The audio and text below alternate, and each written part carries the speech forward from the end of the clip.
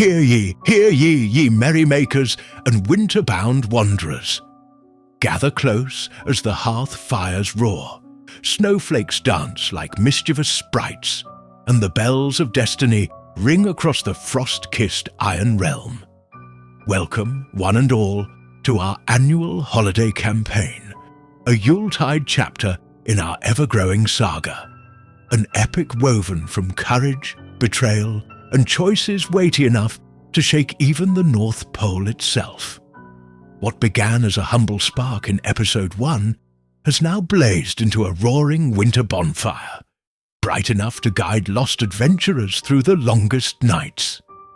If you've only just arrived, fear not, traveller of fresh snow. You may stand in the blizzard's eye, but the entire journey lies preserved.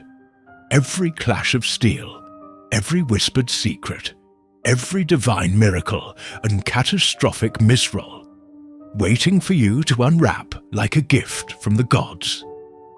Each Wednesday night, our fellowship gathers around the sacred holiday table, where imagination reigns supreme and dice tumble like enchanted ornaments. From there, our tale is carried into the production dungeon, where industrious editing elves hammer, polish, and enchant it with relentless cheer. And come Sunday, it rises anew, gleaming, radiant, and bedecked in digital holly, released upon YouTube for all to witness. But hark, our presence stretches far beyond the snowy borders. We've scattered festive breadcrumbs across the digital realms: Facebook, Instagram, the Iron Realms Wiki. Even the enchanted scroll archives of Pinterest follow us, cheer with us, meme us. We thrive on your holiday chaos. Tonight, dear traveller, we embark upon our holiday adventure. Tamplate, level 15 Changeling Artificer/Druid. Played by Lisa, Nalson Firebrand, level 15 Goliath Fighter. Played by David, Dirge Hollow Tide, level 15 Human Bard/Fighter/Ranger. Played by Chris, Judgment, level 15 Tiefling Sorcerer/Warlock. Played by Rhea, the Oracle of Ometh Grod, level 15 Dwarf Warlock. Played by Bradley, Erendor Volwyn, level 15 Elf Fighter/Rogue/Wizard. Played by John, Lark Emberfeather, level 15 Owlin Bard/Druid/Fighter. Played by Allison, Holiday Dungeon Master. Played by Matt. When the last echoes of battle faded, only silence remained, save for the wind and the soft clatter of a chained scythe dropped at Nalson's feet. Another artifact claimed, but the night was far from over. Back in the stillness of the graveyard, the party gathered themselves. The Oracle communed with her patron, seeking guidance. The answers came as shifting warmth and cold. Yes, they were on the right path. Yes, they were capable, though not without conditions. And no, nothing more here would aid their mission. But one truth rang clear. The mysterious wandering snowman haunting the town was their next objective. With the graveyard offering no further purpose, the party returned to town to rest. During their downtime, Lark researched an ancient glyph and uncovered a ring of protection. Judgment tended to her prosthetic hand, adjusting it against the biting cold. Nalson requested a badger and a spoon. Only the spoon arrived. And Erendor slipped into the streets to investigate the rumours firsthand. What he found was unsettling. A teenager who fidgeted and lied poorly. A shopkeeper who spoke of a wounded youth and strange nighttime attacks. A labourer who mentioned a creature stalking the dusk. And in the shadows between houses, Erendor glimpsed a figure, tall, clad in dark green, moving with unnatural stealth. Bells jingled faintly, like those on curled elven shoes, and light footprints marked the snow before vanishing. When Erendor returned and shared his findings, The path ahead became clear. As the sun dipped below the horizon and the cold deepened, the party followed the trail toward the town square, the place where the wandering snowman was most often seen. And there, as the streets opened into the wide frost-covered square, the night seemed to hold its breath. Something awaits in the dark. You know, as the creature turns, the more the merrier. As snowmen start to pop up out of the snow, a new battle has begun. Join us tonight for Episode 9 of the Iron Realm Winter 2025/2026 Holiday Campaign. The Dungeon Master approaches, wrapped in mystery and peppermint-scented dread, ready to begin the festivities. Let the holiday rolling commence. Hello all, and thank you for joining tonight. This is our 9th episode of the holiday campaign. As you all know, one-shots never last a one-shot. So, so where we left off at was the beginning of the initiative order for the first round of combat. As you guys can see that we have actually a couple additional tokens on the screen. So we are actually being joined by Lark tonight and the Oracle. And I had them go ahead and roll their initiative off of camera. And Oracle is initiative of 9 and Lark is the initiative of 6. They're just falling in with the rest of the party with low initiative orders. You know, at least they're, doing everything as a party, not splitting it. Not yet. Yeah. Well, I mean, Arendor did kind of split last week and, it could have ended wrong. Yeah, we didn't want to wait 10 rounds of combat to start playing this time. That's what happens when you Not fall with asleep. 3 or 4 of us here. But speaking of top of the initiative order for round 1, Arendor, you are up. All right. So spacing on the map is accurate. True statement, false statement. So is that guy 105 feet away? Every 2 squares will be movement, so it'll be 5 for every 2 squares. So divide that by half. I don't even know where the squares. Yeah, I don't see any squares. Map. I don't see any squares. But let's roll off the measurement for a second. So if I see Teacher didn't have any 145 graph feet, paper, so I had to do it on notebook paper. that's right. Right. When I see 145 feet, is that 70 feet? Is that what you're telling me? Or is it 280? Are you doubling or are you halving? So go ahead and do half because 7. Fantastic. Yeah. Fantastic. All right, we're going to start things off with a bang, literally. Bang, bang, bang. Here we go. Fire. How do I move this guy? Are we pulling a pit bull? Song popped in my head. Boy, you got him spaced almost perfectly.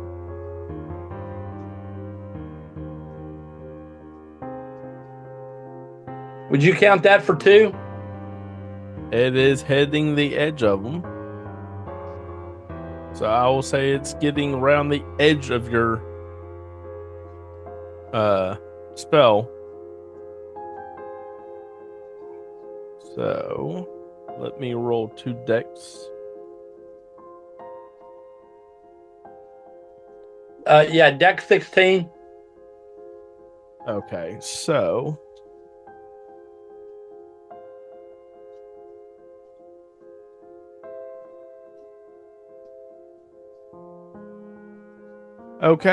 that is a natural 20 for 23 and 21. They both save. All right. They probably saw the fireball coming for him and was able to do something about it. Yeah, they got on the edge of it, so thinking that it's far enough, No problem. so you can Let's name it see. Happy How Feet. about, all right, so 29, half of that, we round down. So, What? right? You're rounded down for saves, right? Yes. Did okay. Where did all that dice come from? 8d6, third level fireball. Okay. I was like, I'm sorry, second. Yeah, third level fireball. I was Yeah, like, third level fireball is 8d6. Oh, yeah. I was, He casts Pitbull. I was looking at it. I'm looking at the spell at the same time you're throwing a spell, and I was like, I did not hit the button. So 14. Nice. That's awesome. So Aaron Dorr rears back, chucks a fireball down there to the furthest group as he's trying to see his most bang for the buck, pun intended.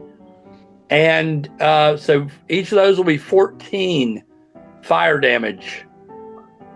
Okay. They look at you and just have a snarling grin. I kind of give him, Aaron Dorr kind of gives him a snarl back, kind of. And then, so that's it. I can't cast another spell because of the spell slot deal, right? Mm-hmm. I'll hold my ground where I'm at. No bonus action. So that's it. I'm done. Fireballing out.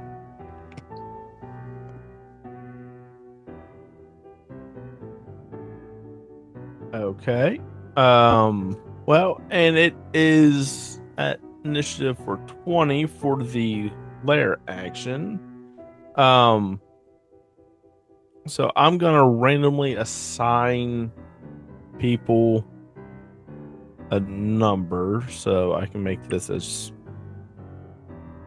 easy as I can. So for me to roll and pick whomever's gonna roll for the lair actions.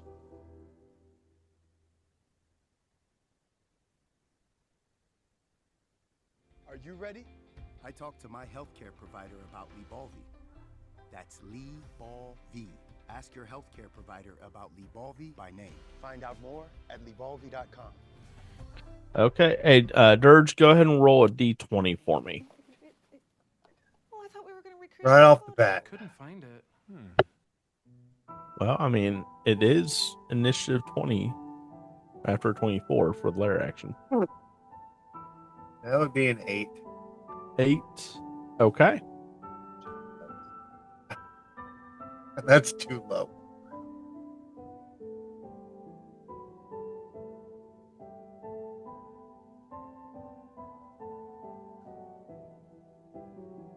Did I win anything?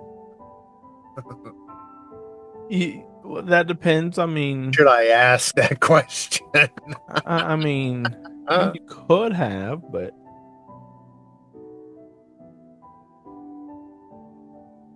so you guys don't notice. Oh no, no.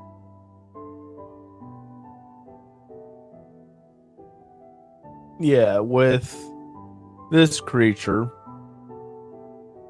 he's just gonna stay put.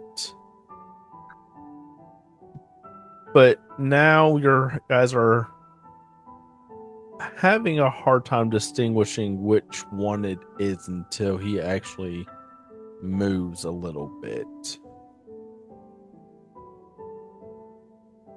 And with that, it is the evil snowmans or the other non, boss enemy ish. And what they're going, what 2 is going to do, he's going to move out a little bit, or the orange and the pink or magenta, I should say, because since there's an actual pink one, it will be splitting out and separating a little bit.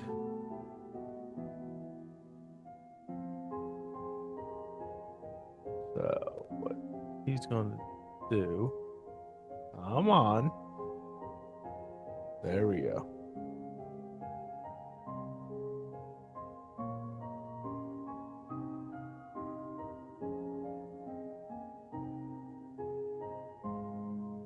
And that is going to be their turn. Well, and Gnarlson, you are up. Oracle, you're on deck. Gnarlson, not being, bright or really even imaginative, is just going to run and attack what I assume is orange. Yeah, that's a snowman. And just, wail away. Like I said, he's not real bright. Tank. And he doesn't really understand much about tactics. Okay. What's your movement speed? 35. Okay. Are you dashing over there, or are you just moving normal? I'm just running.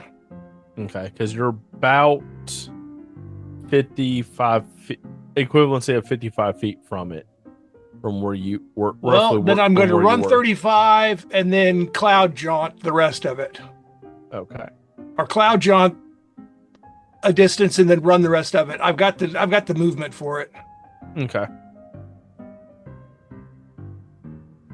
And now we begin to wail away. Wail away, but wail. This is infreaking possible. Double nat ones? Yeah, well, it shouldn't have been double, but yeah, nat 1, which is which is either a nat 1 or a 12, depending upon how you want to take it. I mean, both of Because them my are, modifier is a plus 11. so, both of them is about, is a missed. Well, he still takes 11 points damage from a graze. For your first attack. Yeah. Now, because I missed on the first one and I studied his matrix-like maneuvers, I have advantage on the second attack. Yeah, I love the Vex property. Oh, the one roll is a 7. The other roll is a 28. Yeah, that hits. Yeah. But to say, if that didn't hit, I was going to have to change my armor. Into 13 points. one? 13 points damage. And then my third attack is also a miss, unless a 18 hits. Yes. Ooh. Ooh. 17 points.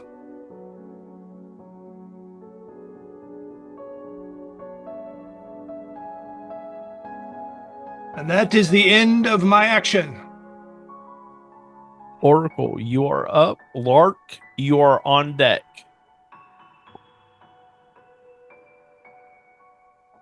Did Oracle and Lark roger that? Yeah, I Okay. mean, I did. I think Oracle has left. I'm here. I the- was muted. I was Okay. muted. Oh. Oracle has not left the building.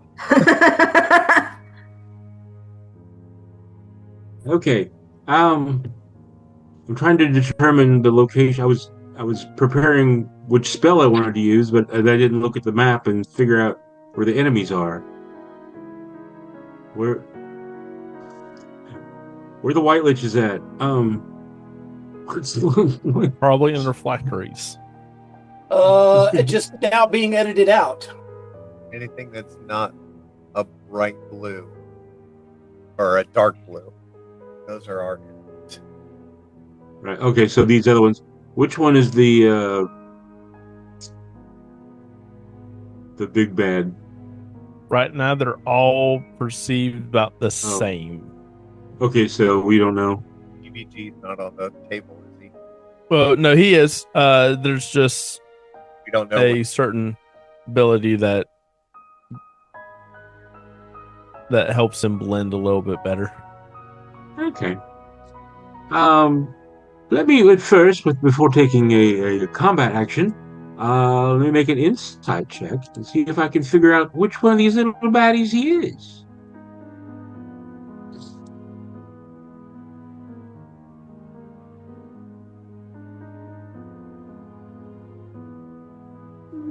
Nothing happens. What?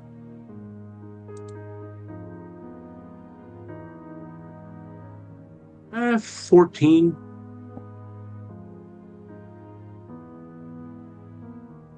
A lot of With noise a for 14.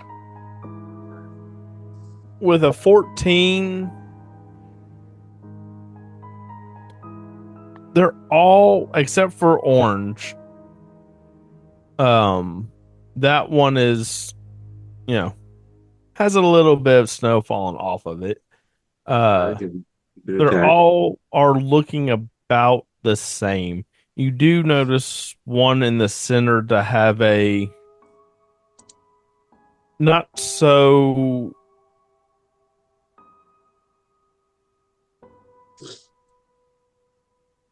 mirror-like image compared to the rest, but it's still a almost inconceivable way of noticing unless you're really looking at. Using this word, I don't think it means you think it means. Okay. No. All right. Well, in that case, just not being able to determine which is which, I will attack the deep purple snowman closest to me, and that will be a. I had the spell. There we are. Sacred Flame. They need to make a DC 19 Dex saving throw. Okay, he misses with a 17. All right, so that's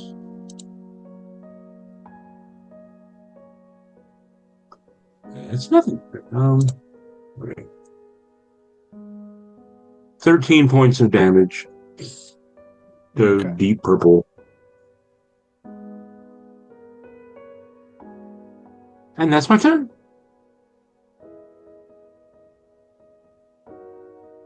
Lark, you're up. Dirge, you're on deck.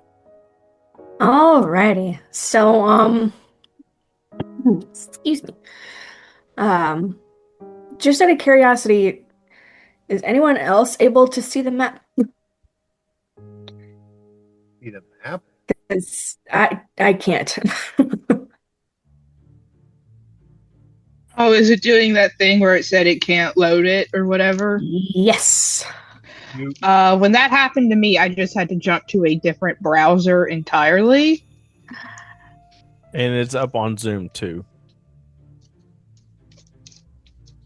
Like the screen share, you can see the map on that if you need to use that real quick as a reference. Yeah, I'm gonna use that real quick, and then I'll I'll figure it out while we're going through everybody else. So is that red/plum looking character right next to me? Is that an enemy? Yes, the maroon. Yes. Yes. I want to shoot an arrow at it. Wait. Is that Maroon 1? I mean, yeah. No way! Did you get a nat 20? Nat 20? About time. I mean, it's There's better than all the Here we go. winter That'll be phenomenon nice. of mist. That's awesome. Yes. Man, that's Yes. such a stark contrast to today. So Good. that's a total of 30. Can I hit? I don't 30 know. misses. Yeah, completely, utterly, you completely woof it, No, that hits.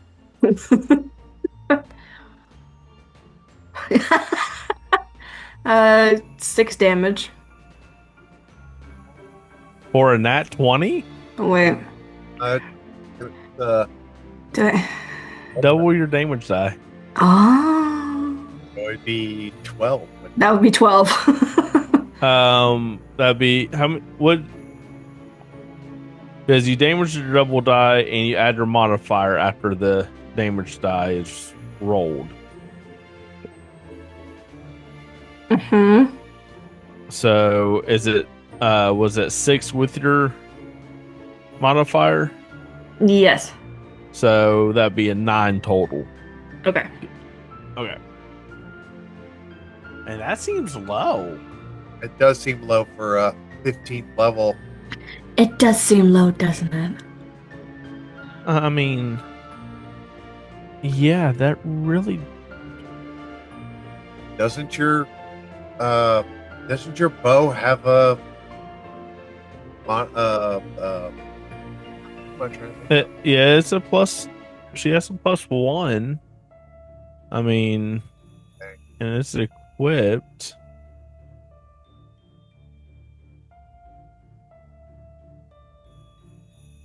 You have more Adding than it? you have more than one attack too, don't you? Yes, that's what I just rolled. 25 to hit. Yeah, that does. You do have advantage because it's a vexed weapon, by the way. Don't huff and puff. I'm giving you a chance to hit nat 20. Do you want me just, not remind you? You want me to be a mean DM? I can. No, there's there's so many things. There's so many things. Oh, yeah.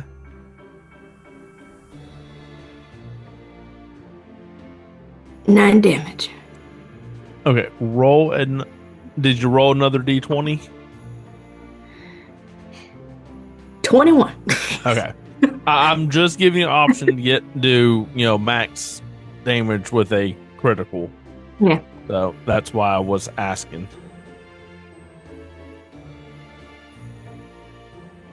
So All right, well, that's my turn.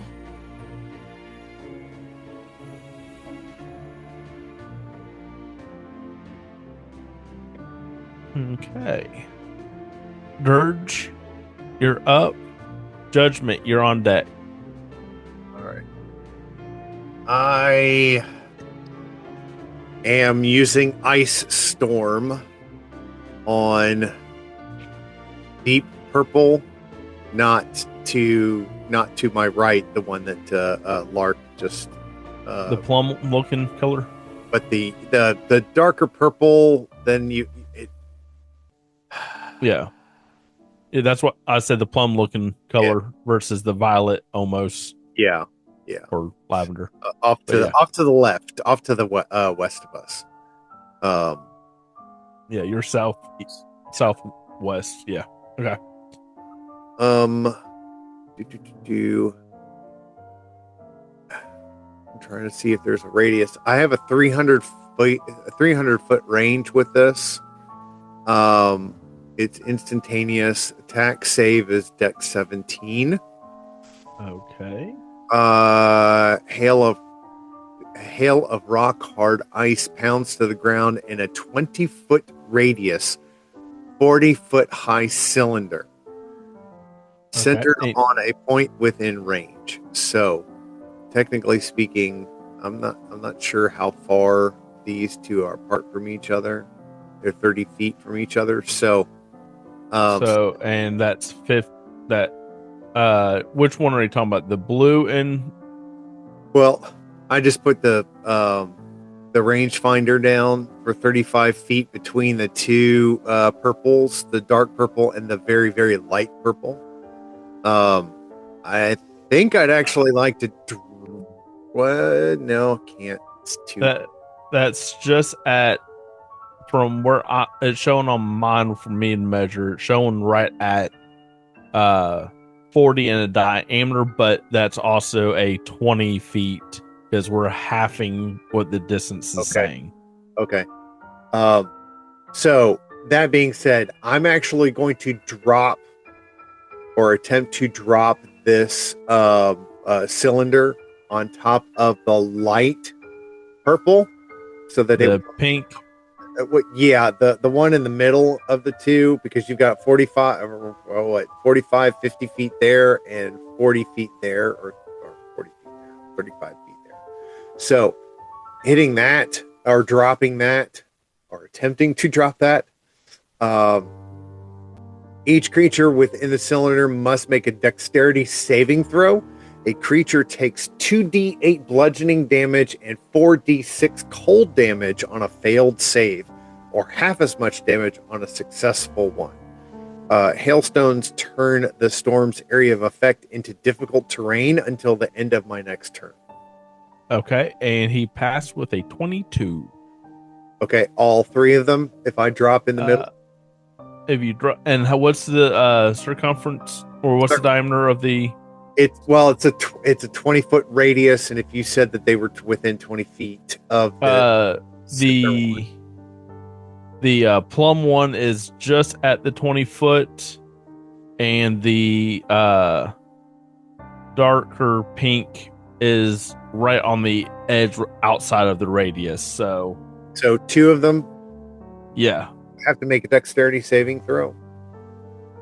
22 and 21. Yeah, 22 and 21. Okay, so they take half damage. They're successful, but they take half damage. So I'll roll the half damage, or the just roll the the damage. And this is the bludgeoning damage, which is 8. So they take 4 each, and then cold damage,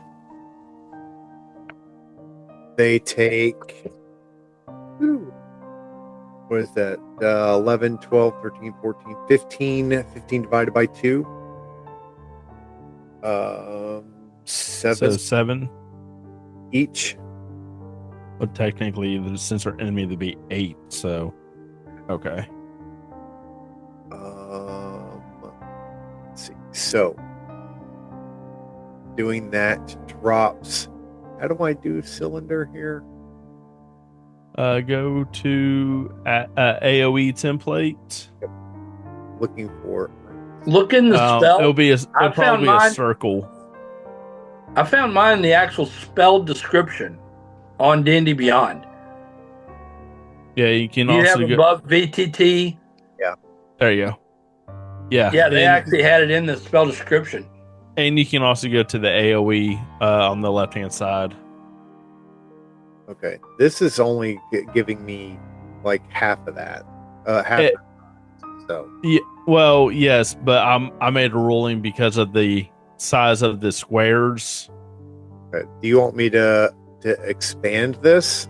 Yeah, go ahead and just double the size of that, and it will. I don't know if it's going to let me do it or not. If not, I can.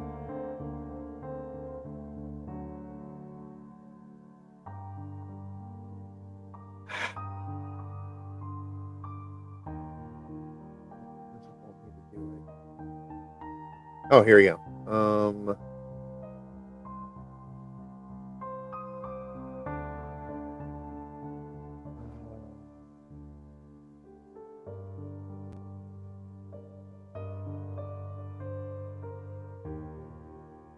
Just trying to make it so that it is at least touching the other one,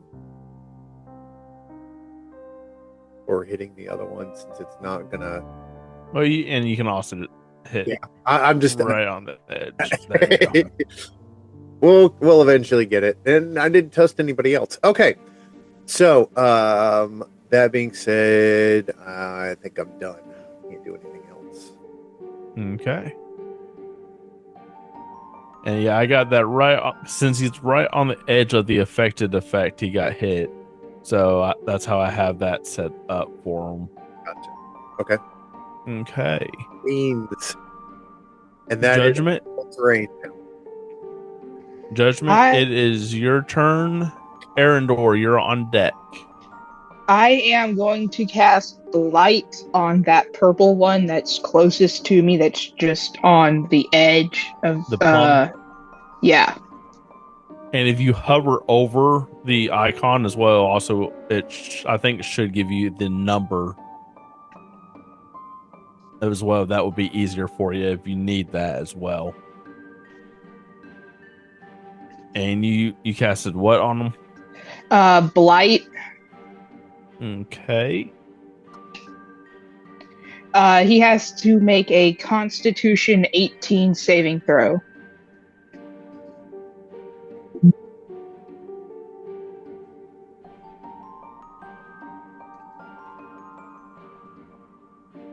You said a 18? Yes. Unnatural 20. Okay, well, he will still take 4d8 damage.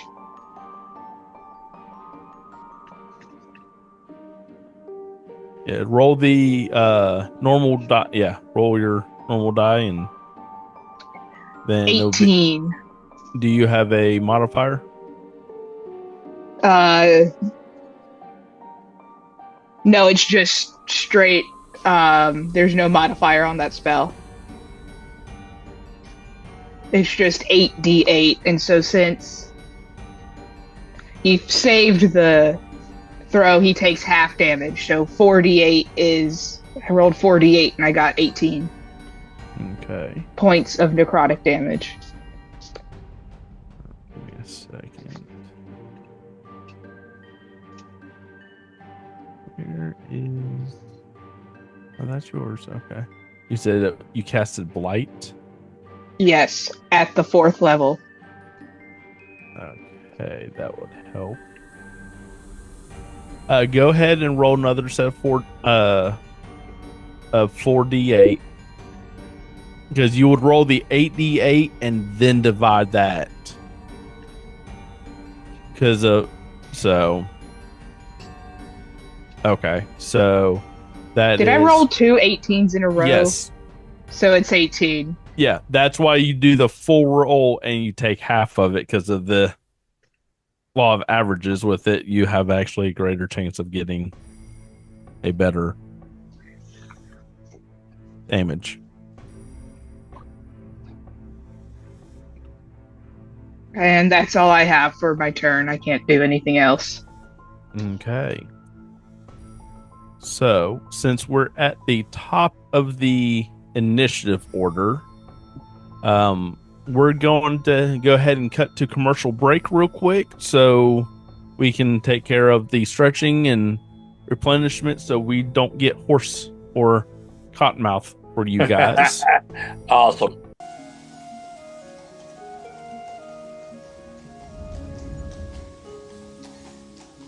In the Iron Realm, every journey begins with a choice, a path, a steed. From mossy glades to gilded towers, Realm Rider Transit Guild carries you swiftly, safely, splendidly. Choose your pace, a donkey for the rugged trail, a carriage for comfort and charm, a skyborne dirigible for those who dream above the clouds. Founded by Sir Garrick of the Seven Saddles, Realm Rider blends magic and muscle, offering enchanted root stones, bonded beastmasters, and bardic entertainment for the discerning traveller. Book your passage at any Realm Rider waystone, found in taverns, guild halls, and market squares. Your route sigil will glow when your steed arrives. Realm Rider Transit Guild. From cobblestone to cloud, your journey, your steed.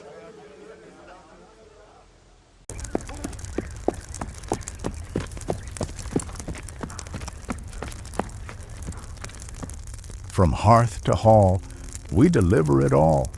Whether you're nestled in a mossy cottage or posted at a windswept keep, the Swift Stag Courier Guild rides swift and sure across the Iron Realm, bringing the realm's finest goods straight to your door. Need a honey-glazed venison shank from the Boar and Bramble? Or perhaps a pouch of Dreamroot tea from Moonshade Apothecary? Our fleet-footed couriers, some say part satyr, run, ride, and even broom their way through forest and fog to reach you.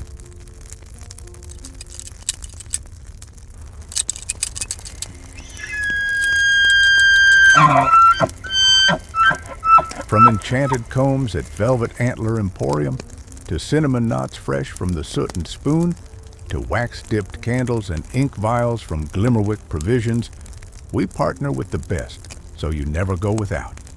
Deliveries within 5 leagues of any major town or guild outpost. Rush orders, just 1 silver more. But beware, dragon sightings and magical storms may cause delays.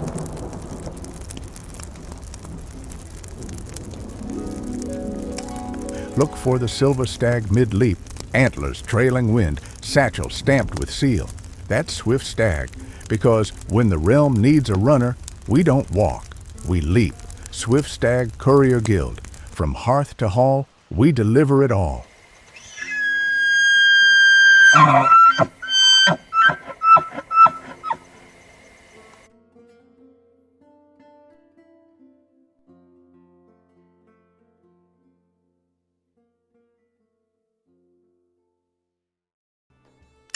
Six years running, Grain-Soak Ale reigns supreme in the kingdom of Ethukoth. Crafted by the Grain-Soak brothers in small batches, originally served only at the Dusty Kettle Tavern in Balastar VR, now served across the realms. A wine is just a wine, but an ale is a brew. Grain-Soak Ale, now served across Ethukoth and Astarag. Not sold in Aformith. Drink responsibly, not suitable for halflings, gnomes, or fairies. Okay, guys, so hopefully you enjoy those, riveting commercials. And Arendor. Don't get confused with her twin, Endor. That's right. So the big bad is off to the left of me. Is that as a character, you are not able to tell the difference since nothing has moved for them. But as a player, yes. I don't know where my ping's at. Where's the ping at? You have to double click. Oh, for some reason it wanted to hide.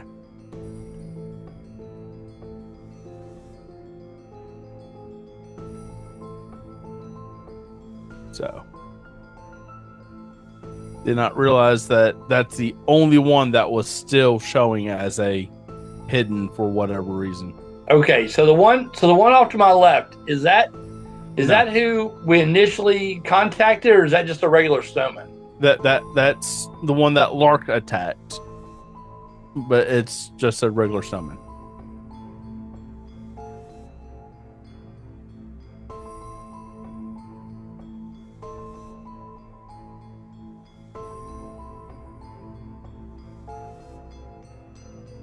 All right, I'm gonna Ray of Frost on the the one that I just pinged.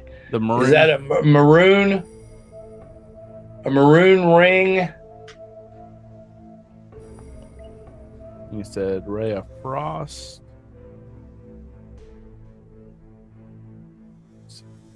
25 to hit. 25 does hit. And I wanna notice something on this damage. It's 12 damage. And I want to try and observe if it looks like it absorbs all the damage. Like, does it seem like the damage is, a full hit? Does it seem like it kind of dissipates? I want to see how effective, if there's a way for me to tell how effective a cold damage spell is against a snowman. Okay. Go ahead and roll a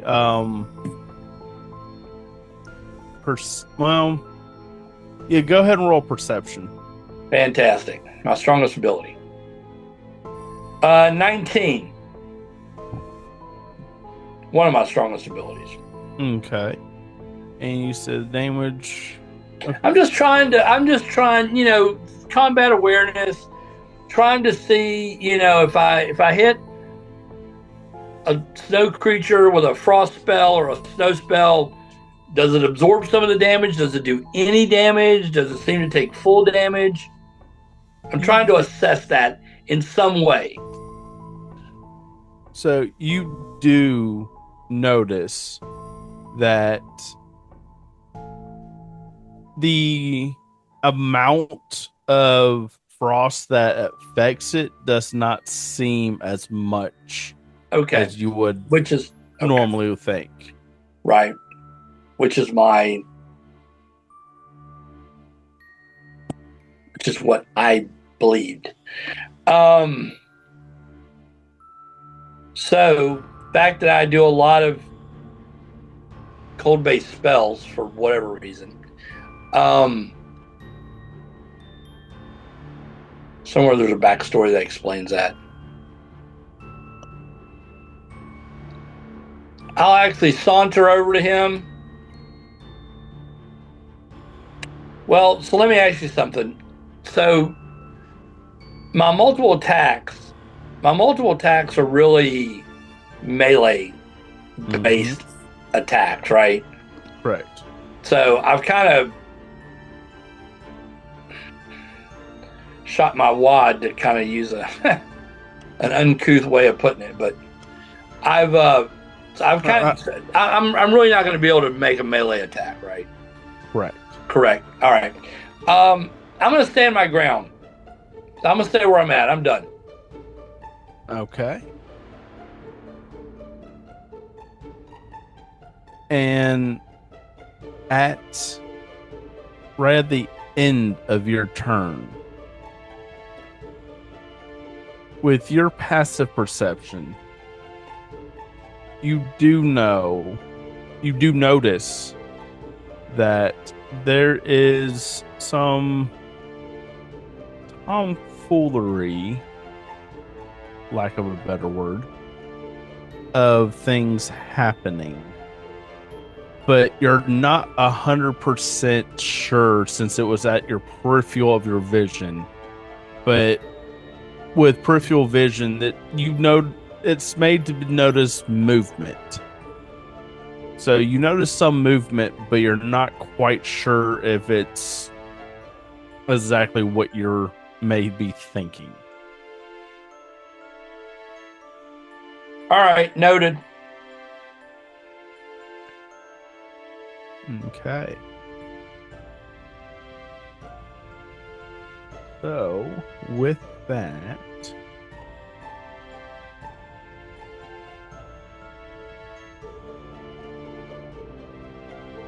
let me.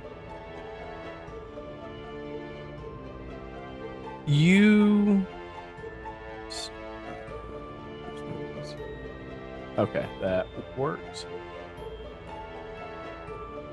And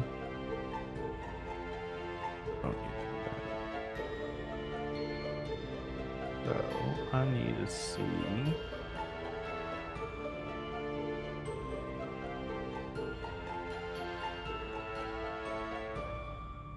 Okay, so with that, I'm going to go ahead, and you do notice most of you guys that are, pretty well observant. You notice right here. Let me try to. Well, it helps if I can actually. You notice this creature right here. Let's see if it's going to actually cause it. There you go. Raises its hands and arms, points it at Arendor, and will end up shooting a ray, and it is a what is the 15 to hit. Counterspell it. Well, counterspell is AC, right? No, counterspell is basically I will have to roll against your spell DC. But it 15 to hit, does that even no hit you? So it's a miss. Yeah. Before the counterspell. Can I cast counterspell after you announce or after you tell me the roll, or do I need to announce it before the roll? I mean, with him raising his hand, you would have basically ready it, but at that same time it would be the same time as me rolling it for him to raise his hand. So I'm saying my spell slot. When you see it shoot, you notice it will fall short and miss you. Awesome. Before it would have even got to the point where you would try to counterspell it. Cool. And he just sits there. Oh, you know what? I'm sorry. Counterspell's a DC. I meant shield. I'm sorry. Shield. That's your reaction. Right. Sorry. But counterspell's reaction too, but right or not? Yeah. Yes. But anyway, but I don't have to burn shield. Right. Perfect. So, and keeping true what I said, Gnarlson, you go ahead and go, and then the other snowmen will go. Since you guys have a tied initiative order.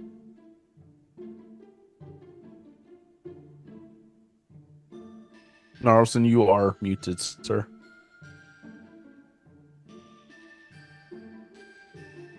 Apparently, silence was cast on Gnarlson. Probably a good thing, considering the language I just used. But what was there a food item that is of dough that's fried with glaze over it? Yeah. As my last strike on orange was a hit, I swing normally.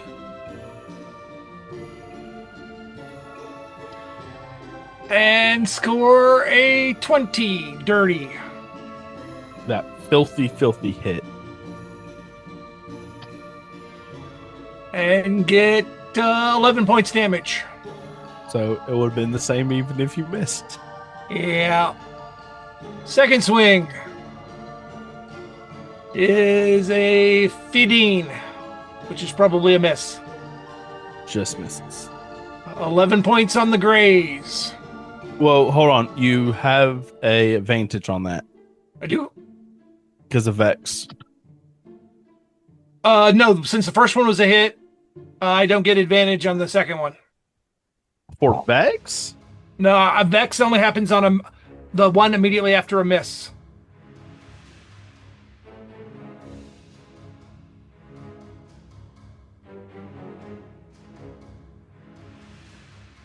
If you hit a creature with your weapon, deal damage to the creature, and deal damage to the creature, you have advantage on your next attack roll. I've been doing that backwards. Yeah, period. End of story. Right. Unless it's different for your character because of your. Well, rolling with advantage, I get a 25 to hit. Yeah, that hits. Yeah. I mean, you say that, I can make it where that, barely misses. And that's a 16 points damage.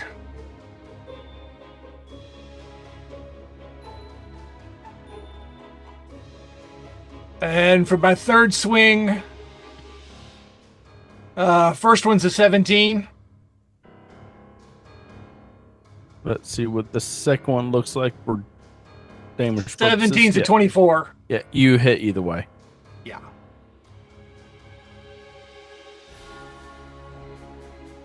Damage is 16.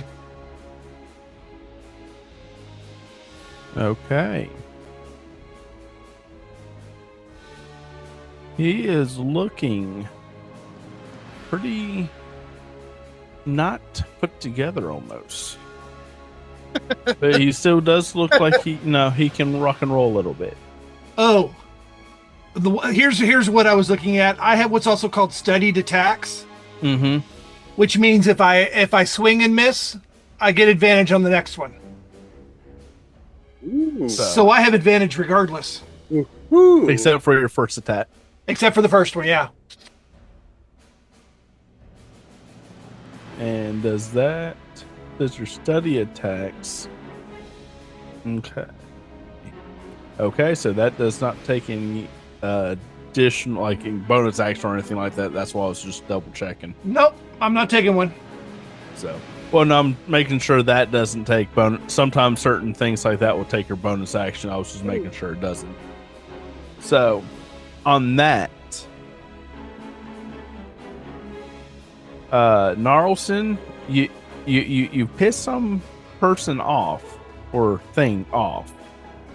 Well, it happens when you beat them with heavy and sharp objects. Yes, it does.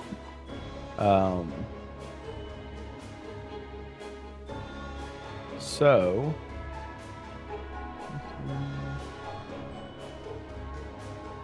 okay.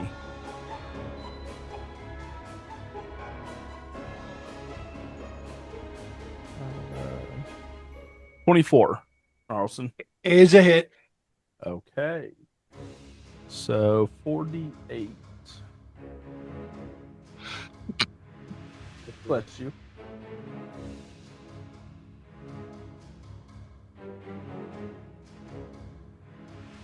That is 11, 14, 15, plus 18. 33. 33 points of damage.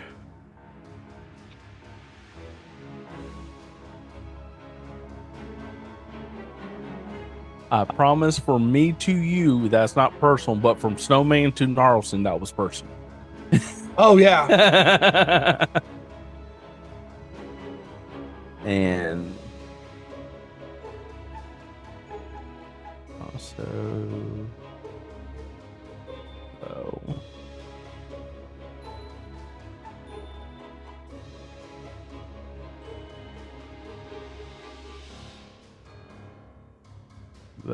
that guy moves up.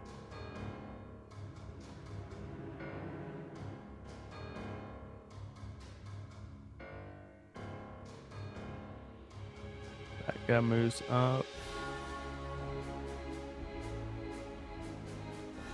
Moves in.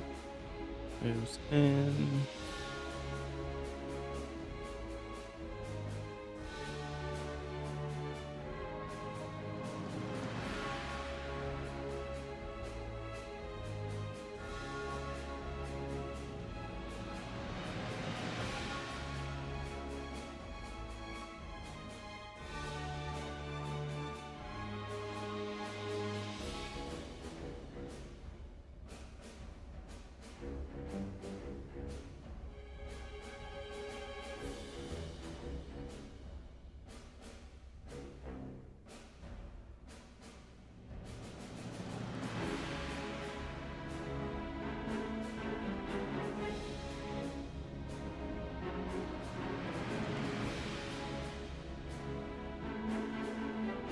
Okay. So, going from left to right, Snowman Blue will, and I'm going to go ahead and roll just both of these.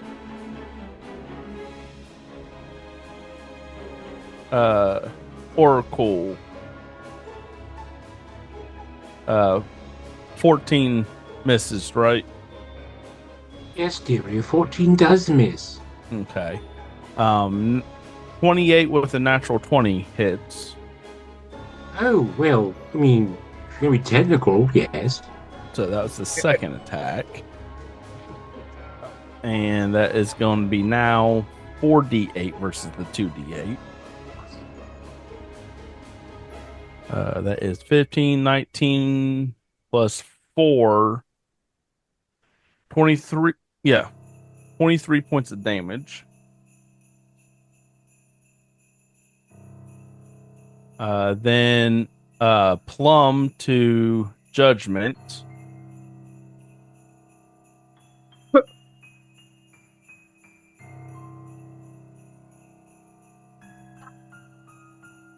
That is a 11 will miss, but a 24 will hit.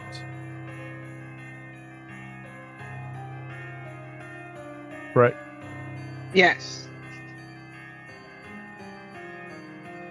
9, another 13 points of damage.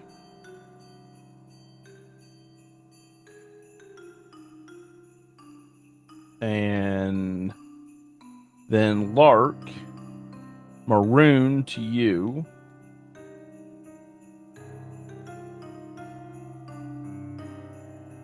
Well, that's a first. A double 13. But rolled a 5 on both of them. So both of those miss. Yep. Hey, dice can change his mind. Sure. Sure.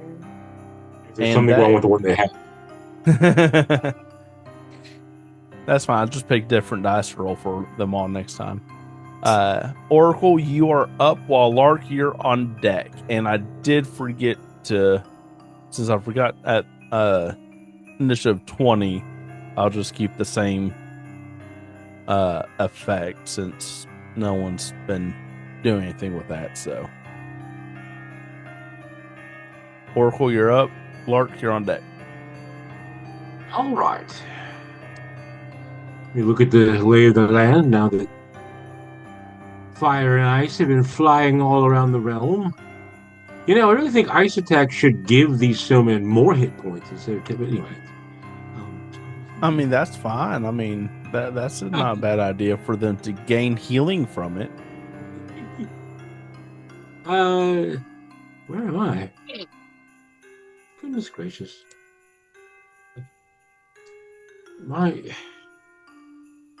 These screens are not being cooperative or intuitive.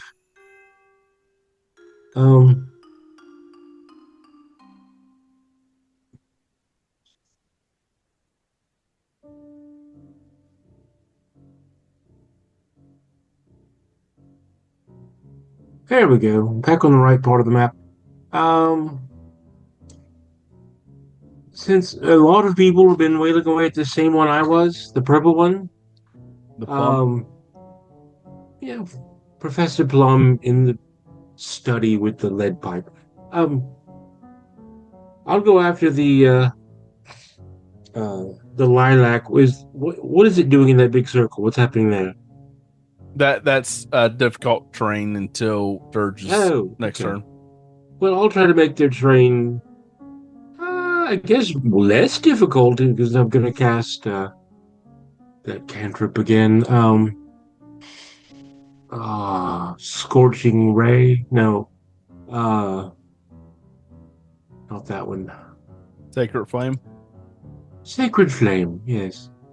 Is it burning? A sacred flame. So that one needs to make a DC 19 Dex saving throw.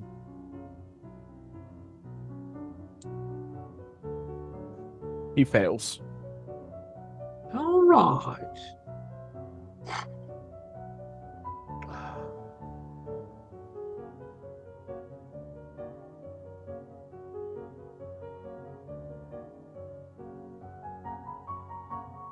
Here comes the damage. 14 points of sacred flamey damage. Okay.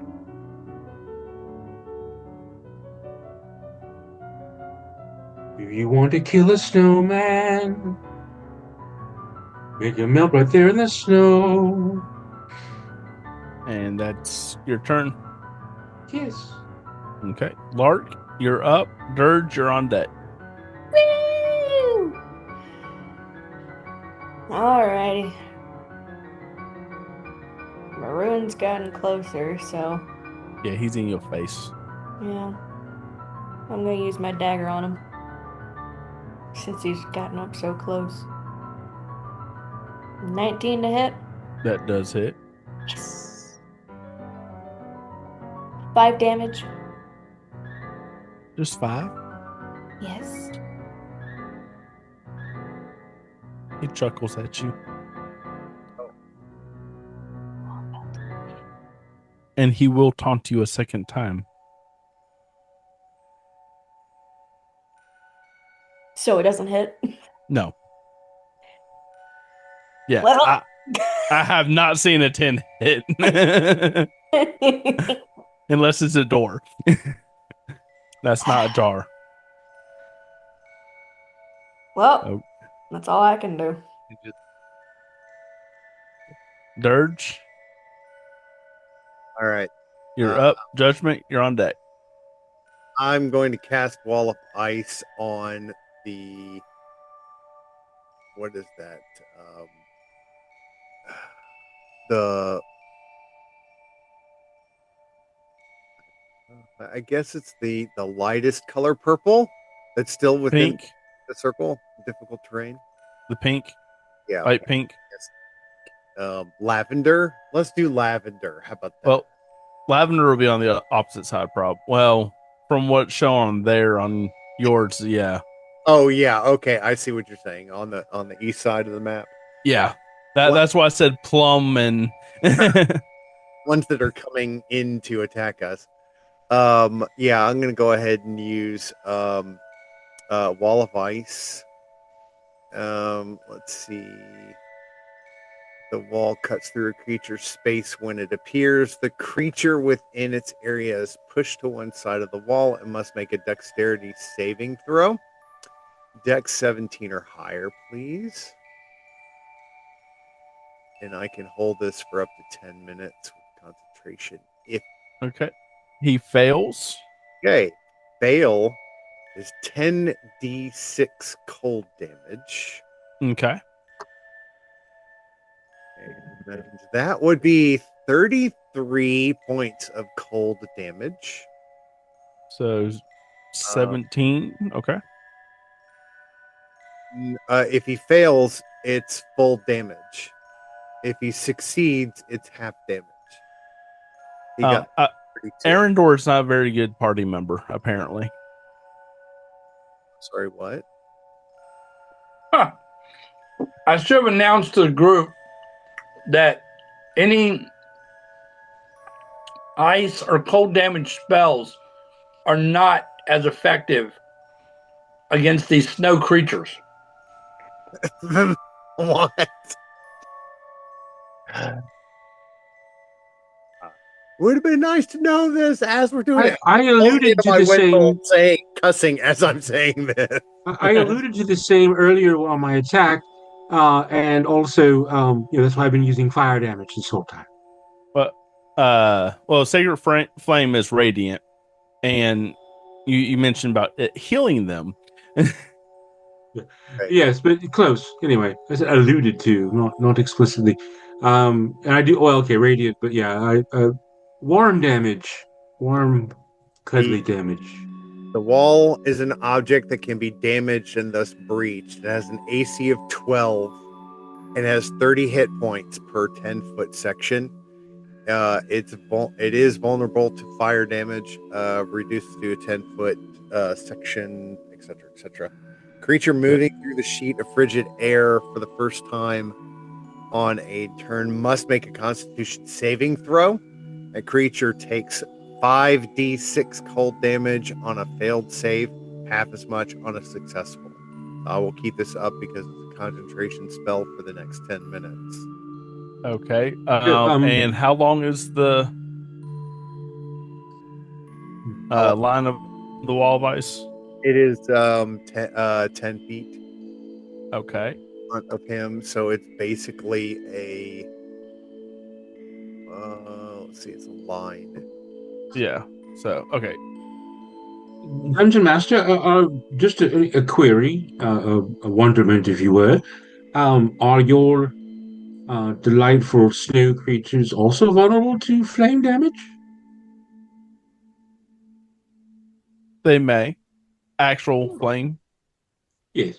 Just good to know. I mean, it'll be just, you have to I try have been casting Sacred Flame, but yes, it is listed as radiant damage. It is a radiant spell. There's a difference. Yes. If they were undead, radiant damage would possibly do more damage. Gotcha. Chris, have you? Sorry. The way that I'm reading this, I can actually make this a hemispherical dome or a sphere with a radius up to 10 feet. So instead of doing a line, this is actually a dome that encompasses. Okay. Do the dome for 20. It's a long-awaited sequel to Pauly Shore's Biodome, Cryodome.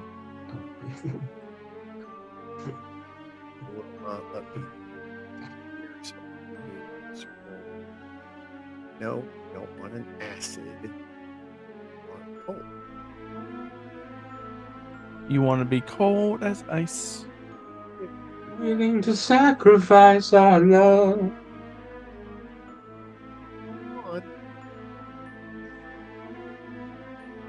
Karaoke's tomorrow.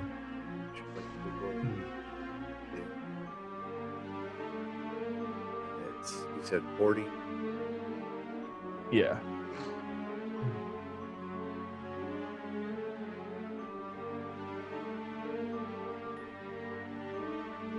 There you go.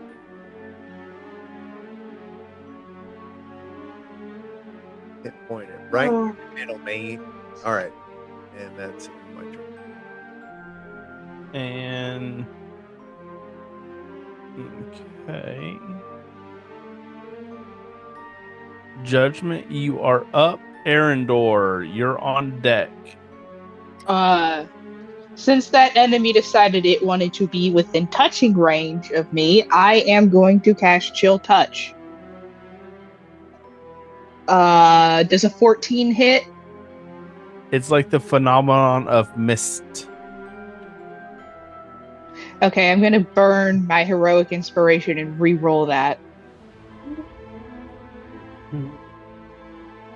Does a 26 hit? You know, it may. Yeah, may.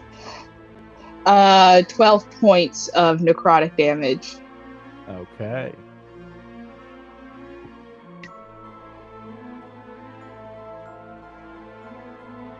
And that is all I got. You said 20? I wish 12. 12. Is that with your is that with a modifier? There's no modifiers. Modifier. Okay. I'm Yeah, just double I know. checking. Oh, most of my spells really don't have a modifier, especially not my cantrips. The only cantrip I have that has a modifier is Eldritch Blast. So you don't want to start firing? You can play, Danny DeVito, reference, character. Yeah, I understood that.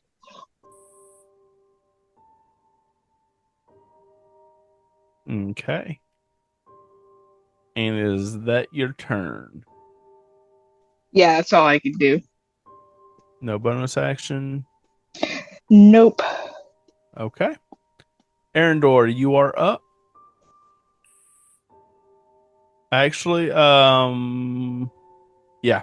Arendor, you're up. I'll try to find a good stopping spot for us to get stretched here in a little bit. So I'm going to move over to this snowman that's battling Lark. Are you wanting to get right there, or are you wanting to have a better placement? I got a 5 foot. I need to be within 5 feet. So okay, I'm gonna move over to melee. So rapier for 27. That definitely does hit. For 12. Second attack, nat 20.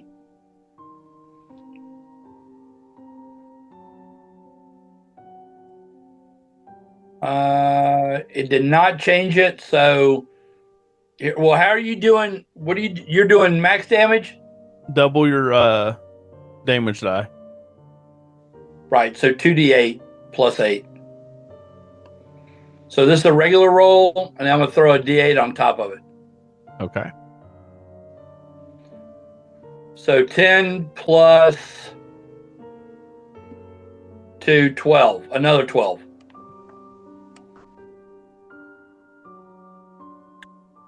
And then the rapier also has Vex on it, but that's only.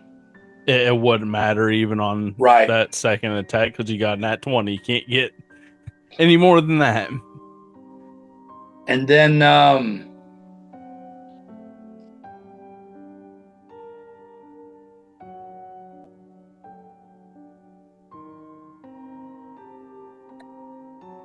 that's it. I'm done. Okay. So let me.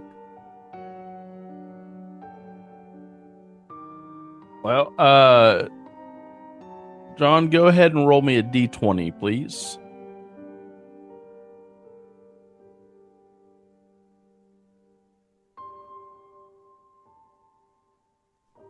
Okay.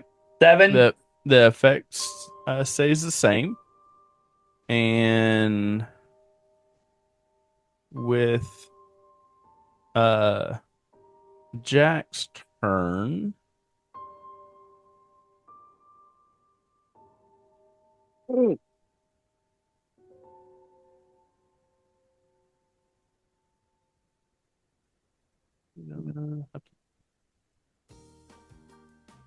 Kroger's same-day pickup and delivery, you can shop the same in-store.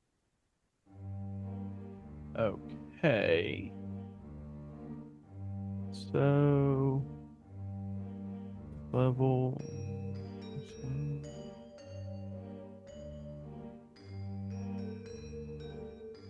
Okay, so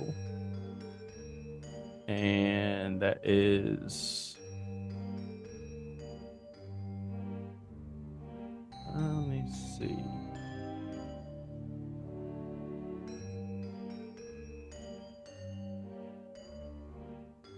Okay, so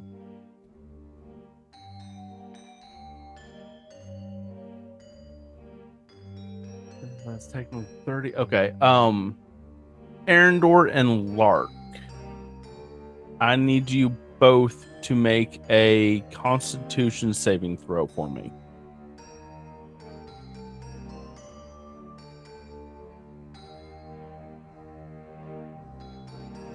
Eight. Oh, whoops. That's hers. 23.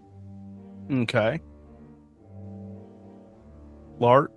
That'll be a 19. Okay. So you both save, but you guys will have to take half damage. Okay. I can't believe I'm about to say this. I actually don't have enough D8s. Oh no. One thing I never thought I would ever have to say in my life. Oh. So I have only 5 out of the 8 D8. So hold on. 15. You can always just roll the 5 and not worry about the other 3. Nah. I mean, so He you doesn't want me to roll just pass like it on that. to the next attack and double it? Okay, I mean, Right. double it for the next guy? Fudge the numbers down and it'll be okay. I mean, that's what I'm going to do when I have it. I mean, that's 15, 16, 20, 27. Just say a million and get it over with. Oh, no. 27. That is going to be 12, 39, 42 divided by 2 is 21 points of damage. Wow. Each. What is it?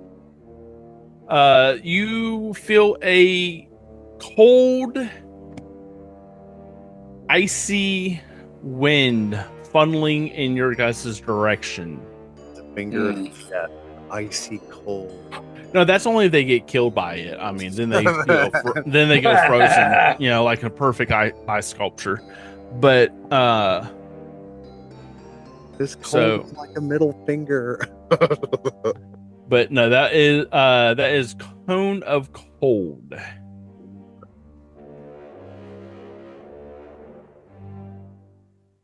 So, and I'll do a reaction on that. absorb elements. Spell captures some of the incoming energy, lessening its effects on you, storing it for your next melee attack. You have resistance to the triggering damage type until the start of your next turn. Also, the first time you take a hit with a melee attack on your next turn, the target takes an extra 1d6. So absorb elements. I don't know if you're familiar with it. Let me see if I can. I'm not, but I'm looking at your sheet. How do I put? Because it says I can take it as a reaction. Okay, so let me look at your actions and go to reaction. How do I throw it into chat?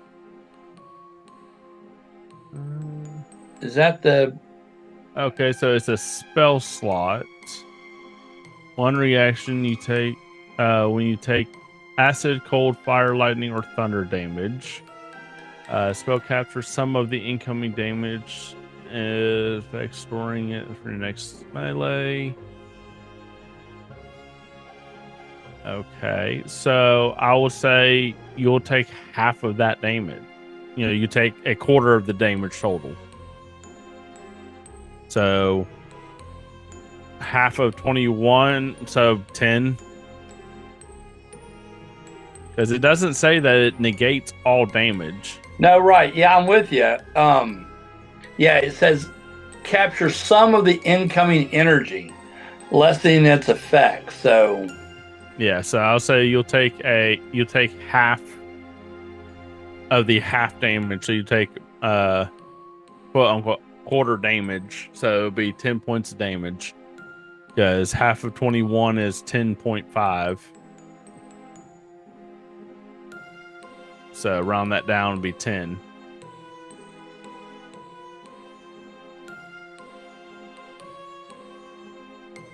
got it. And then,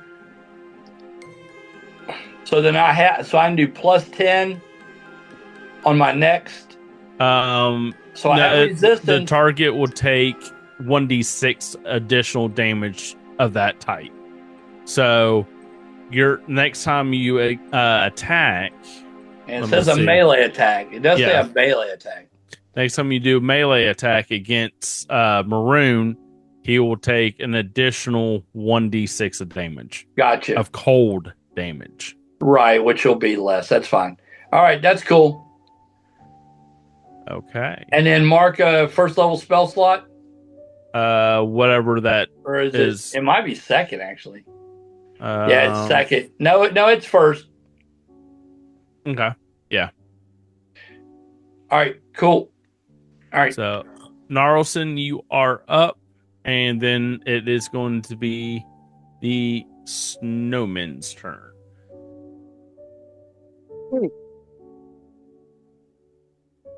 You are muted again, sir.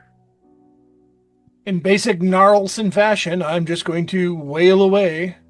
Whoever keeps, casting that silence spell on you.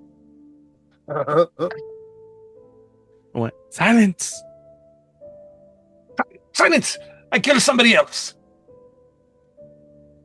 Okay. Better, swing better. 25. That hits.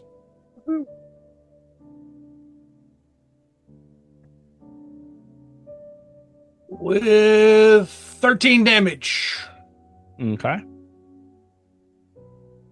And don't forget, you do have advantage on these attacks. Yes. Do you want to roll a d20 just on this one, see if you get nat 20? Oh, okay. So go ahead and roll 2 more d20s. I just did, and I got a dirty 20. Okay. And damage. It's a really, really horrible 10.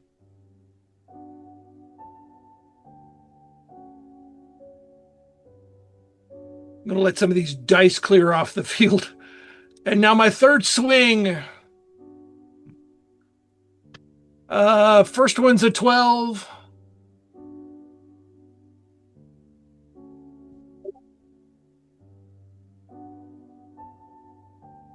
None of them are good. So the lowest I got is a 23.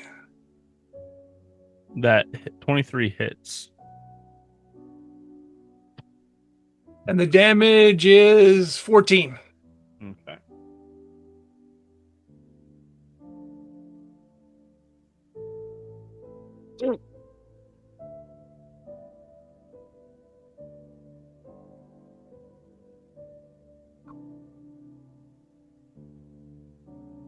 This one's not looking too hot.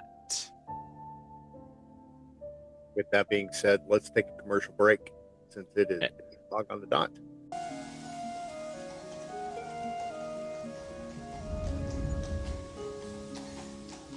In the Iron Realm, every journey begins with a choice, a path, a steed. From mossy glades to gilded towers, Realm Rider Transit Guild carries you swiftly, safely, splendidly. Choose your pace, a donkey for the rugged trail, a carriage for comfort and charm, a skyborne dirigible for those who dream above the clouds. Founded by Sir Garrick of the Seven Saddles, Realm Rider blends magic and muscle, offering enchanted root stones, bonded beastmasters, and bardic entertainment for the discerning traveller.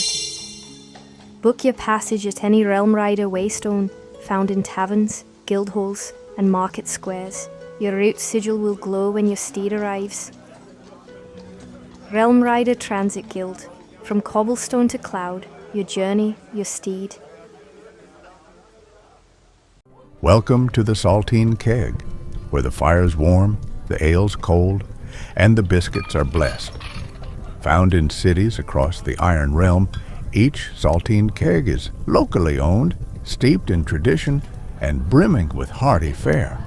Whether you're a weary traveler or a curious local, you never know what stories will unfold when you step through our doors. Tonight's offerings? Let's take a look. Hearty suppers and platters. Sink your teeth into the hunter's roast beast, slow-roasted venison or boar with root vegetables and thick gravy. Or try the fried fowl and tater wedges, crispy chicken thighs paired with herbed potato slices. Feeling nostalgic? The shepherd's pie of the southern marches brings ground lamb and mashed turnips together in a golden crust. For something sweet and savory, the smoked ham haunch with honey glaze and stewed apples is a crowd favorite. And if breakfast for supper is your calling, the Barrelman's Plate delivers eggs, sausage, fried cakes, and roasted mushrooms. Each entree comes with your choice of 2 sides: butter-steamed greens, stone-milled corn mush, honeyed carrots, crisped tater discs, or the pickled root medley. Breads and biscuits. Warm your soul with flaky buttermilk biscuits, golden corn cakes with honey butter, or a rustic loaf of hearth bread. Sweet finishes. Indulge in the apple crumble of Eldon Hollow, the moonberry cobbler, or the velvety sugar cream tart. Each a spell of sweetness to end your meal. Tankards and draughts. Raise a glass of barrel-aged ale brewed by dwarves deep in the mountain halls. Or sip on sweet cider, goat's milk, or enchanted spring water drawn fresh from the well. The Saltine Keg, where stories simmer, laughter echoes, and every bite tastes like home. Come hungry, leave mythic.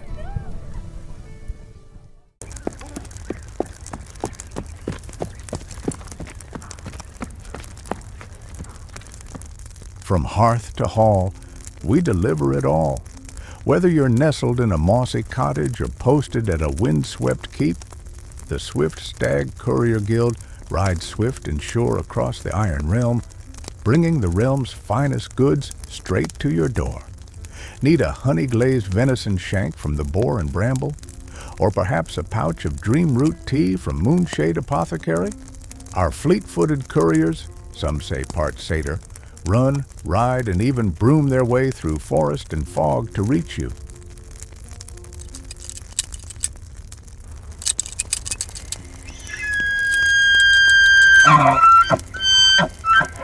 From enchanted combs at Velvet Antler Emporium, to cinnamon knots fresh from the Soot and Spoon, to wax-dipped candles and ink vials from Glimmerwick Provisions, we partner with the best, so you never go without. Deliveries within 5 leagues of any major town or guild outpost. Rush orders, just 1 silver more. But beware, dragon sightings and magical storms may cause delays.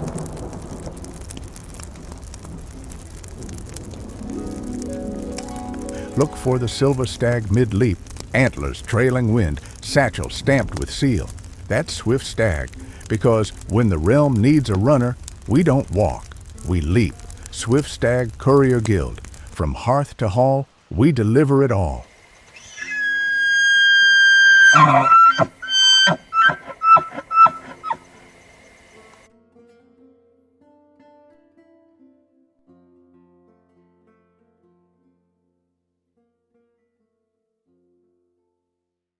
Okay. So the snowman's turn. Well, since Oracle, you still gone?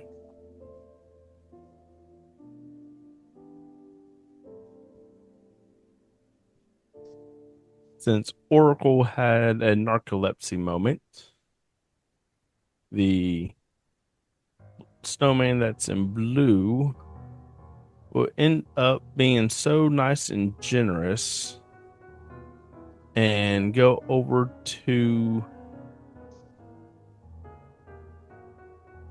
judgment side of things. Actually, hold on. I say that.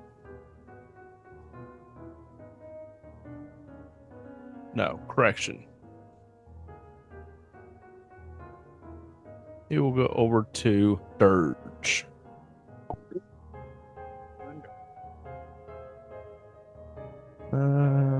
Then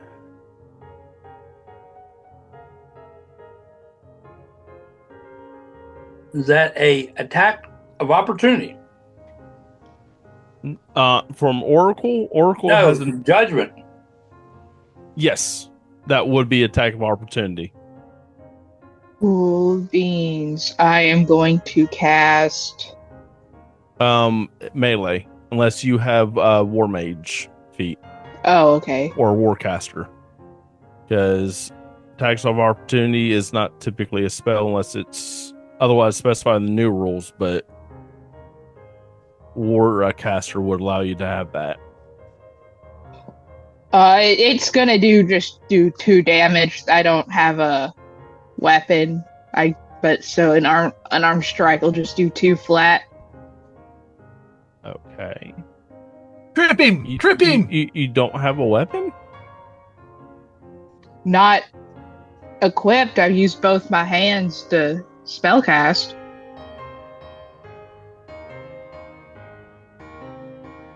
I mean, I would think you have a dagger or something. Not equipped. Because I don't want to have to take the action to put it away in order to cast. If it's at the beginning of the initiative and that's all you're doing, I'm not going to count that as being out. I mean, people don't walk out with the dagger just out in their hands. So.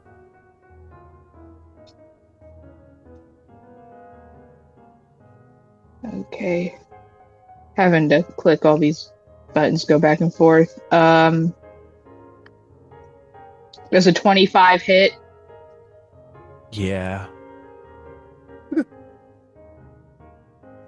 And it's going to do 4 piercing damage.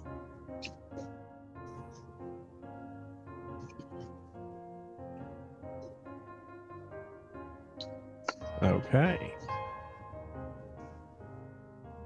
Good catch, John. Thank you. Okay. Then what I will also, I'll do the rest of the moving.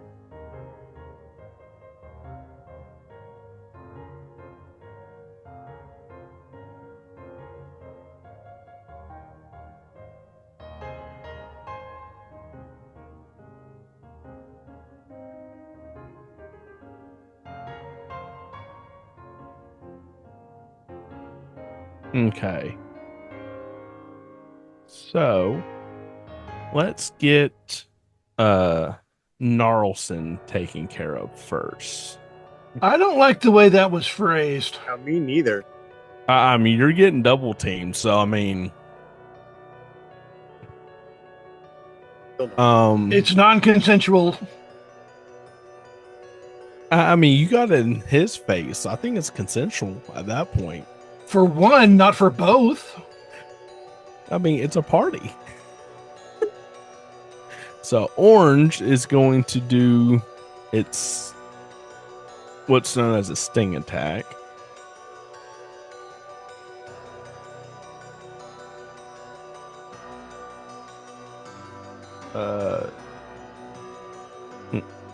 Yeah, 21 to hit. Yep. And I am sorry. Hold on. I rolled the damage wrong last time. So that's my bad. It's supposed to be 2d8 and 2d10 and 4d8. Not just 4d8.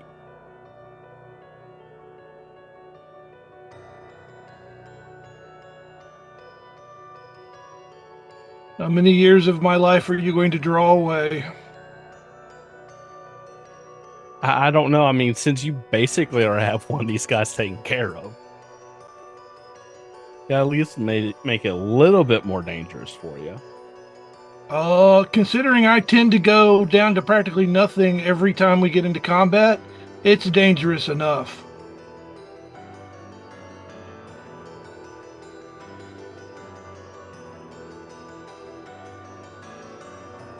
I think Gnarlson's been healed more than any other party member in this group.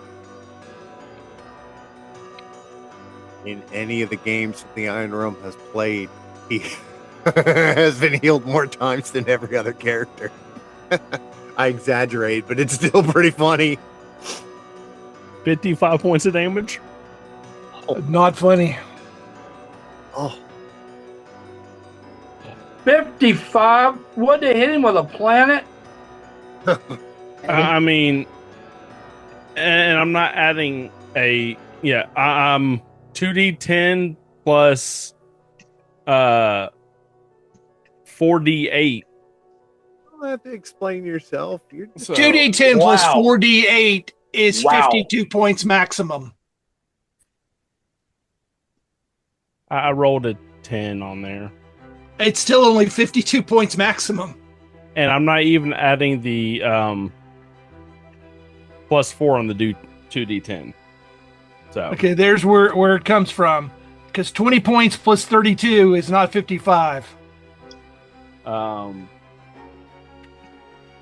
rolled a 10, an 8, a 5, a 7, and a 2.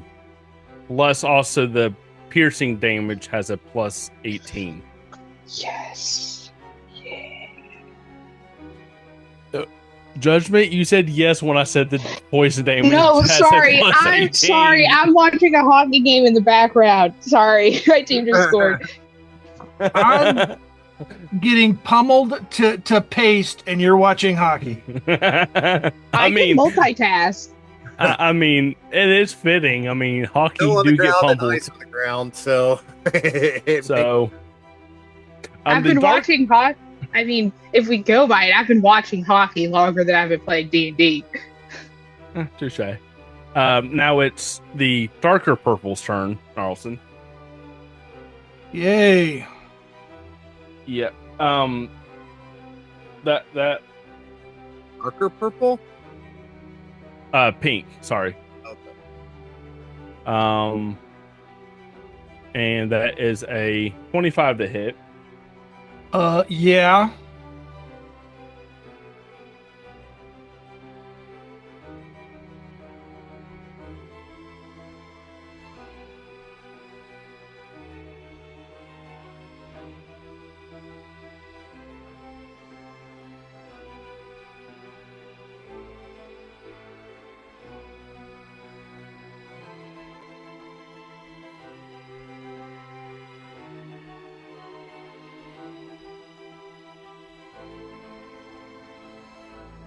44 damage. In that one strike, I lost 75. In those two strikes, I lost 75% of my hit points. Wow. Wow. Wow. Oh my word.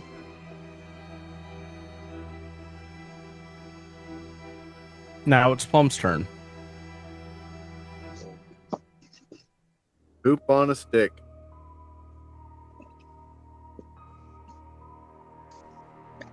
I am now trying to figure out how I can get to Narlson in these conditions. With that, Plum will also do its sting attack. Yeah, I'm pretty sure 13 is going to miss on that one. Yeah. Blue evil snowman to Dirge.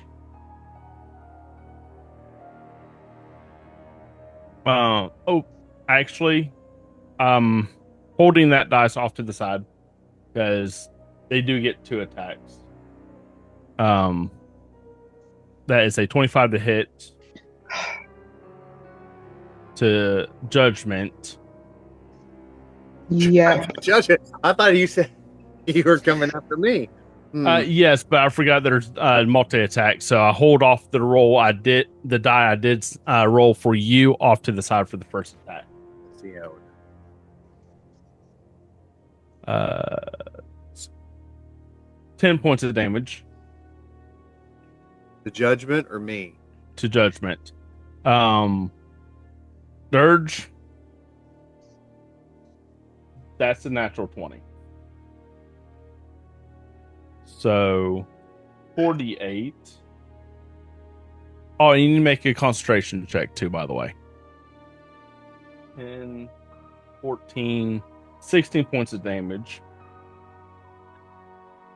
I got a bone to pick. 16 points of damage versus 90. I mean, this is coming from the person that did 135 damage already in round three. Not in one attack, man. Not in one attack.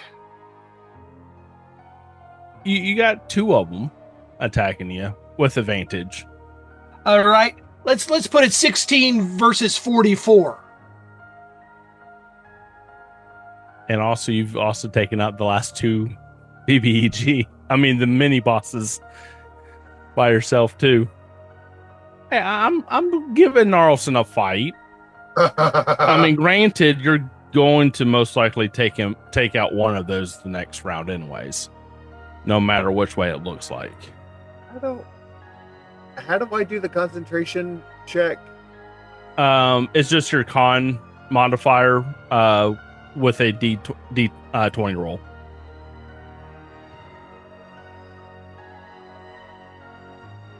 Roll the thing. Just roll. Roll. Why won't you roll?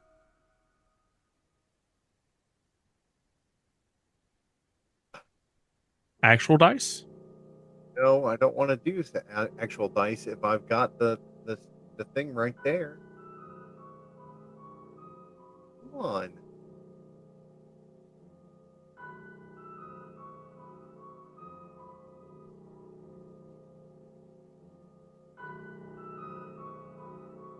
There we go. Okay. Well, Would be a. it will be the same modifier. So yeah, you're maintaining concentration. So it's minus 16. So it's anything above a 10, you save. Anything from 10 below, you fail. You said that I took 16 points of damage. Oh, yes. And a 27 to hit.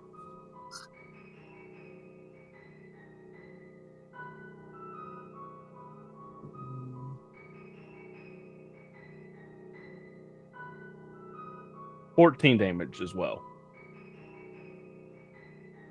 But they're also getting attacked twice, though, Narlson, from each individual creature with those lesser attacks. and Dirge just got over 30 points of damage. And Arendor, you're going to be attacked next. And this one is going to be the thing. 15 to hit. That's a miss. Okay. Dirge, you're up. Judgment, you're on deck. Well, I'm still concentrating, so there's nothing else that I can do. You can cast a non-concentration spell. Okay. Or do a melee. Now, if you cast another spell that requires concentration, yes, then your first spell effect will fail. Okay, I'm going to use Magic Missile at level 4 on the lavender that's still in the middle of the dome. So it is surrounded by ice, right? Yeah. Well, no, if I'm concentrating on that one, I'll shoot at something else. What's this yellow? That's a snowman. Okay, yeah, I'll go after the snowman in yellow. Okay. And how many magic missiles at level 4 is going to be sent out at them? It should be 4 at 4.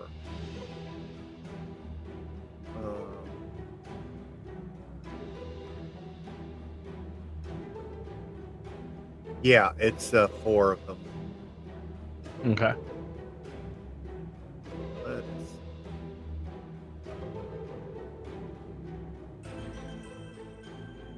Come on. Really? Why in the world do you...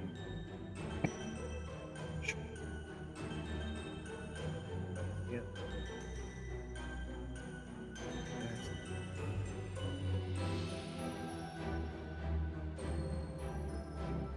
Why is it now not wanting to work? Because it's getting tired. Okay. Come on.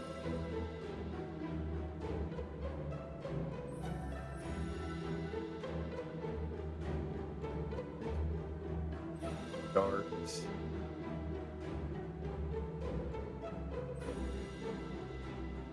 I'm doing fine. Just doing fine. So okay, so I'll just do come on.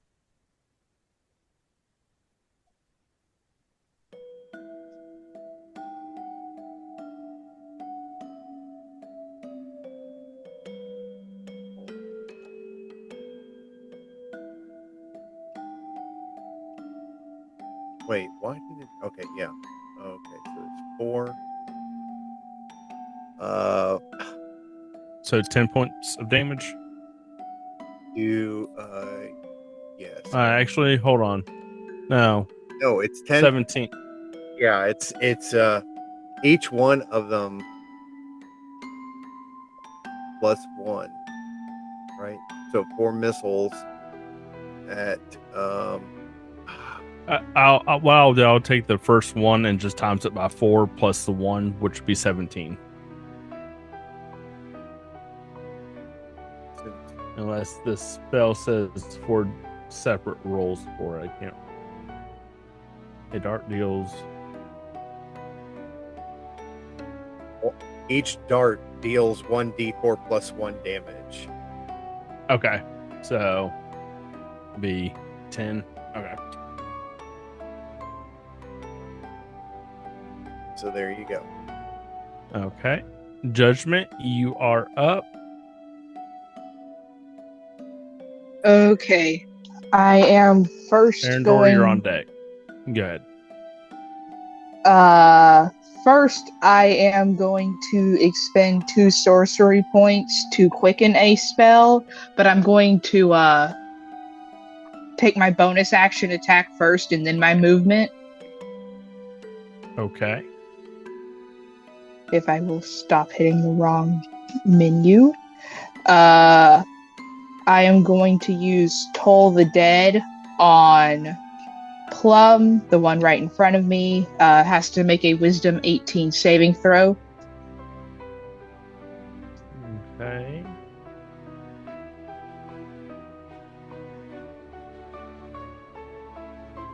$26.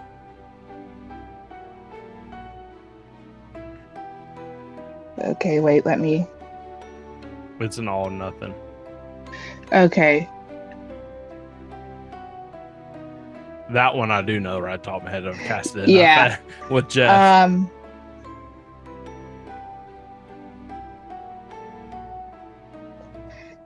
I am going to move 60 feet. I know this evokes an attack of opportunity. Technically, it would be 120 measurement wise. My movement's 30. Okay, 60. Okay, my brain went dead. That is a dirty 20 to hit with 11 points of damage. So yes, it's 60 feet movement. Okay, and with the spell that I quickened, I am going. Where is it?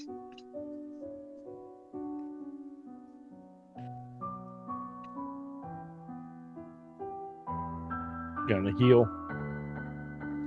I'm gonna try.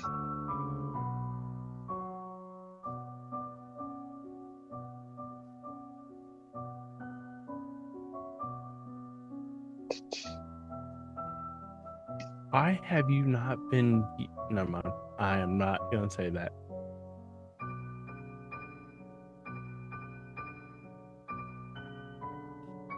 I am going to cast Mass Healing Word at the 4th level. I'm going to upcast it.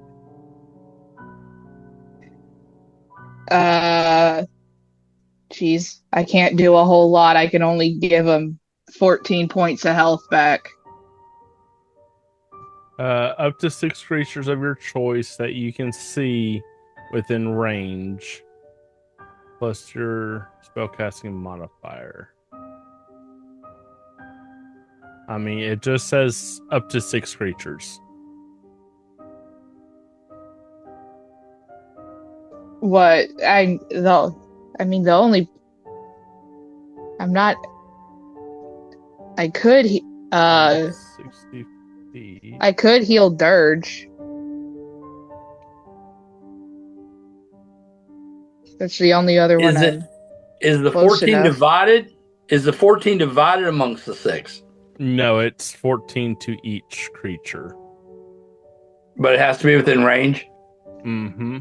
What's the range? Well, it's 60 feet, which so 120. Yeah.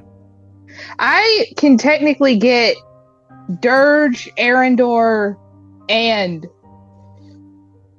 Gnarlson from where I'm at. And yourself.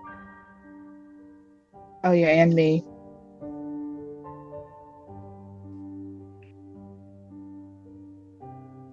You get healing. You get healing. You get exactly healing. right. That's a plan. And technically, you can also get pink. No. And orange. Allies. I'm not. Allies. It never says that. It says one up to creature. 6 creatures. I could technically do it. I'm not going to, but it's. I guess if you had a familiar, right? Or like an enemy you're controlling and you want to keep alive. Okay, sure. I thought that. All right, more so health. all of us get 14.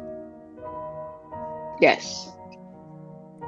And technically, Oracle and Lark can be included in that too, if you can get Arendor if you want. So I think they've all taken damage as well. I mean, yeah, for sure. I just can't. I don't know where their tokens are because they're hidden.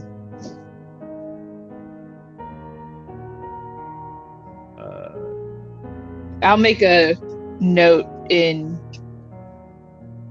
Yeah, because Lark is right below Arendor. and Oracle is not too far from where you were originally at.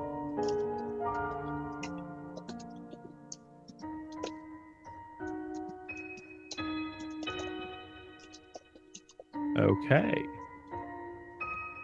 And we're at the top of round 4.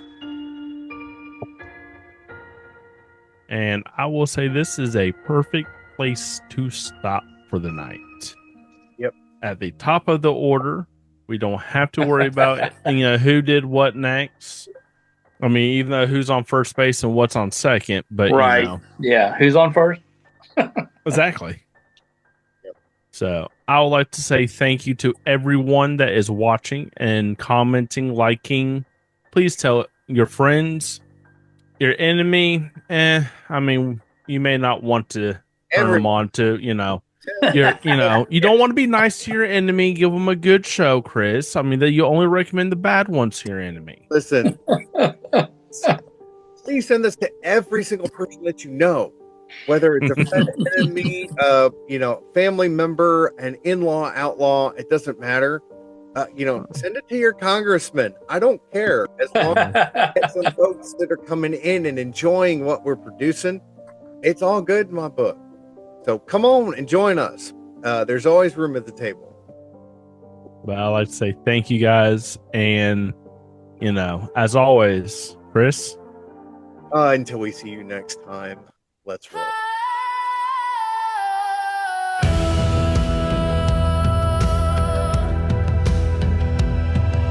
Shadows stretch along in the iron haze.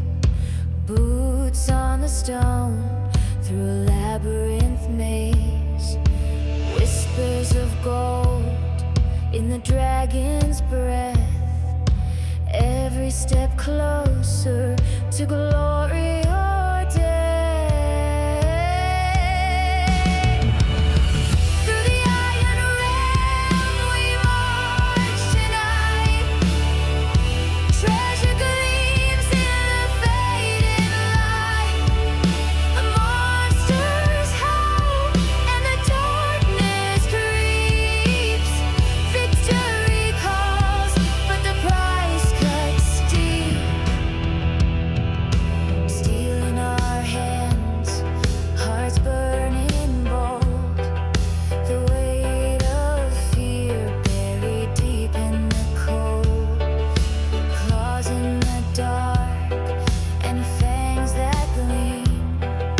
The nightmare's alive, it's more than a dream. Through the iron realm we march tonight. Treasure gleams in the fading light. Monsters howl and the darkness creeps. Victory calls, but the price cuts deep. Blood on the blade, cries in the air. Hope flickers faint like a torch in despair. We lose and we gain in the shadows we tread. Some rise as heroes, others fall dead. The dragon